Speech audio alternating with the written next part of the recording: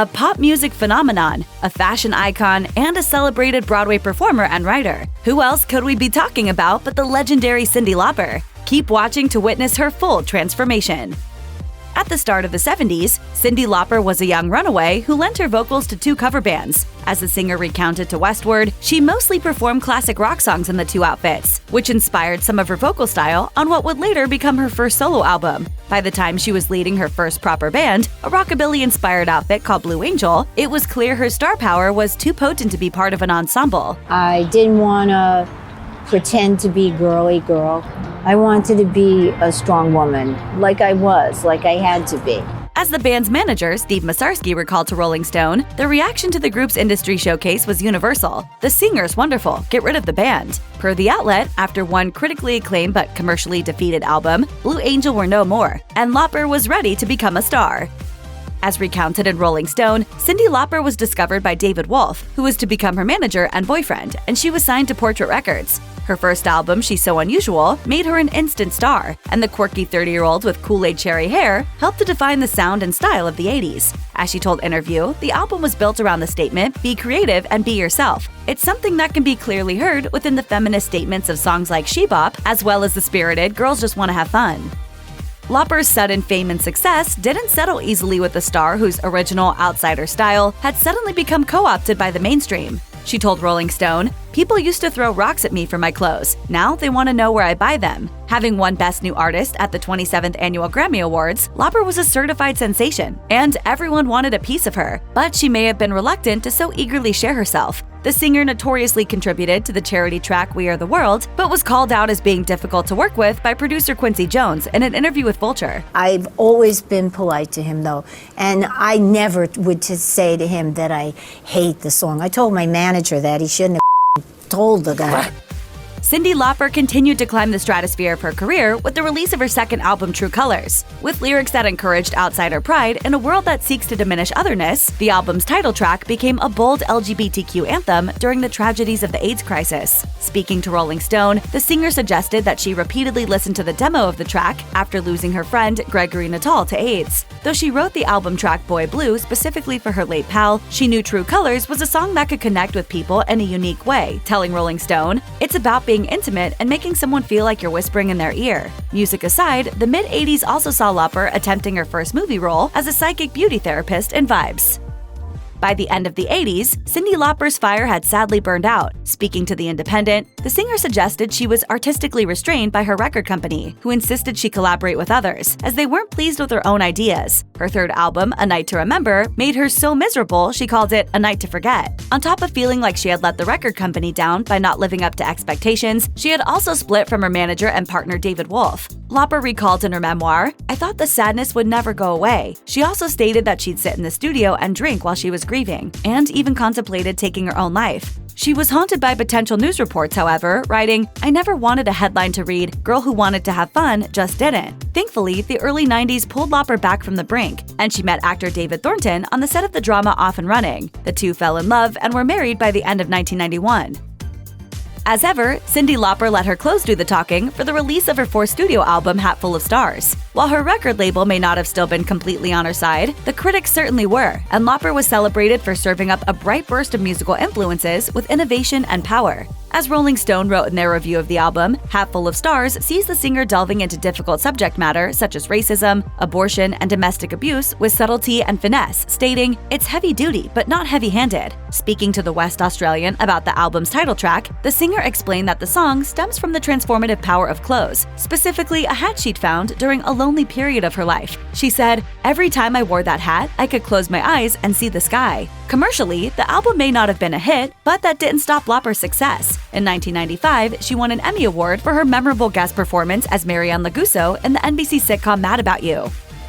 Lauper's next album, Sisters of Avalon, suggested she was still confident enough to follow her own instincts, regardless of whether it received the approval of her label or not. The album was subsequently another critical darling, and another commercial failure. It also worked for platforming the poignant LGBTQ and working-class-centric stories Lauper offers in the album's songs. As the Washington Post wrote, it combines the urgency of the beat and the subtleties of interpretative singing. The singer had nothing to prove to anyone at this point, and she certainly didn't need to be changing herself in order to assimilate to whatever hit-making pop persona the record industry envisioned for her. But as she approached her 50s, would she adapt herself to better fit the world?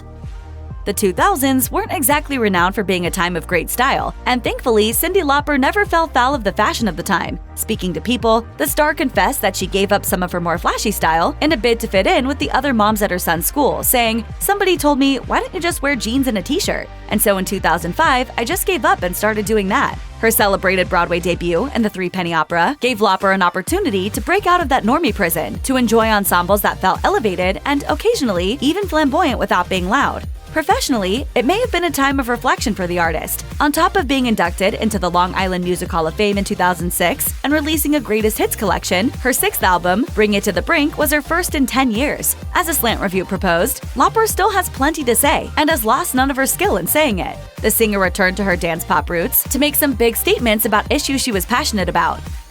It's one thing to have something to say, but quite another to actually do something about it. At the end of the 2000s, Cyndi Lauper didn't just use her voice to sing about LGBTQ issues, she also utilized it to provide tangible support to the community in a bid to tackle youth homelessness. I myself was a homeless youth as a teen. I could have lost my future, but I was lucky. I was one of the lucky ones. On top of co-founding the organization True Colors United, the singer also launched the True Colors Tour in a bid to advocate for LGBTQ equality to audiences while also fundraising for charities who support the community. Speaking to Lavender about her advocacy work, Lauper shared that she was inspired to do something, stating, "I got to see discrimination against people I loved firsthand." Lauper also suggested the intense need for LGBTQ youth to have safe spaces where they can be themselves, explaining, "Everybody in this world has a specific spot you were born into. That's your spot. You stand there and you empower it." True to form, this wasn't Lauper's moment to tone herself down for anyone or any scene, and she began to make her style as loud as her voice again. By 2010, Cyndi Lauper's blonde bombshell look had fully blossomed. The performer wasn't so much dressing for power as she was declaring it. This was a time, after all, where she notoriously clashed heads with the pre-President Donald Trump during her time as a contestant on NBC's The Celebrity Apprentice. Clearly, her opinions were as bold as her fashion sense, and she wasn't afraid to serve them just as loudly. It was just as well since her seventh album, Memphis Blues, proved to be a huge component in her critical and commercial comeback. She had the bank to back up the swagger. In 2012, the star further cemented her well-earned legend status by releasing her autobiography, Cyndi Lauper, a memoir. On top of becoming a bestseller, it was also celebrated by critics. Based on true events, the story of Kinky Boots seemed tailor-made for Cyndi Lauper. The 2005 indie film told the story of a fledgling shoe factory, which is saved when the owner forms an oddly perfect partnership with a drag queen to produce heels for men's feet. In 2013, it was turned into a Broadway musical, written by theater legend Harvey Fierstein, with songs and lyrics by Lauper. Speaking to Time Out, the musician suggested that aside from identifying with the lead character, she was drawn to the story because it was about two people who are totally opposite from each other and came together for the greater good. In many ways, the musical reflected Lauper's place within the mainstream, an outsider who had likewise made unlikely alliances and produced pure magic from it. Kinky Boots was a hit, with Lauper winning a Tony Award for original score, making her the first woman to do so without a songwriting partner, as noted by CBS News. Before it closed in 2019, the New York Times reported the show had grossed $297 million and was the 25th longest-running Broadway musical in history. Cyndi Lauper released her seventh album, a collection of critically lauded country classic covers called Detour, which proved the singer was still having fun with experimentation, even if she wasn't pushing the same boundaries she used to. As Consequence affectionately quipped, Detour is the diner waitress who never gave up on her neon rainbow apron. Lauper also received the Icon Award at Billboard's 2018 Women in Music event, saying in her acceptance speech, "I strongly believe my whole life that sisterhood is a powerful thing. We need to share our stories and stick together and promote each other." For her next Broadway hit, Lauper was to weave in semblances of these same ideas in the score for the musical adaptation of Working Girl. But sadly, the global pandemic would come to delay a great many projects such as this. But in the meantime, Lauper would continue to fight and to thrive.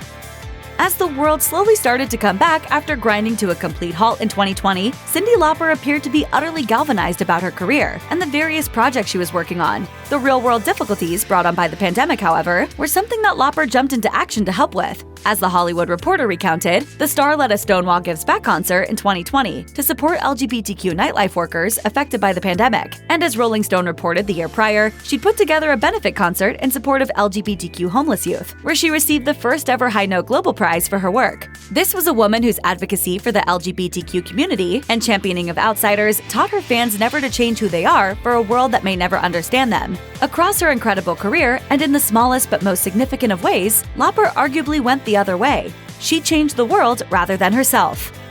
Check out one of our newest videos right here. Plus, even more Nicki Swift videos about your favorite music icons are coming soon. Subscribe to our YouTube channel and hit the bell so you don't miss a single one.